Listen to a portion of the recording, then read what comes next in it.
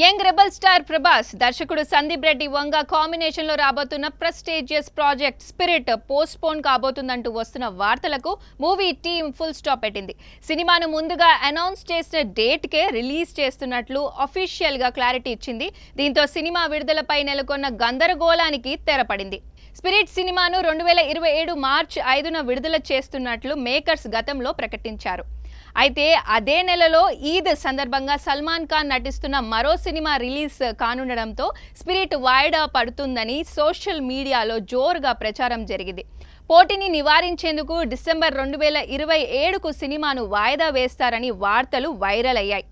ఈ ఊహాగానాలపై స్పందించిన నిర్మాణ సంస్థలు T Series, Bhadrakali Pictures joint గా ఓ అనౌన్స్మెంట్ రిలీజ్ చేశారు. సినిమా విడుదలపై వస్తున్న ఊహాగానాల్లో నిజం లేదు. స్పిరిట్ అనుకున్న ప్రణాళిక ప్రకారమే ముందుకు సాగుతోంది. ప్రకటించిన విధంగానే 2027 మార్చి 5న ప్రపంచ వ్యాప్తంగా విడుదల అవుతుంది. ఇందులో ఎలాంటి మార్పు లేదు అని ఆ ప్రకటన స్పష్టం చేశారు. Prabhas first time police officer పాత్రలో నటిస్తున్న ఈ సినిమాను 8 భాషల్లో పాన్ వరల్డ్ ఎంటర్టైనర్ గా రూపొందిస్తున్నారు.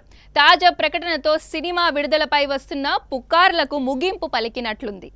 సాక్షి టీవీ ప్రసారాలను నిలిపివేయడం చట్టరీత్యా నేరం.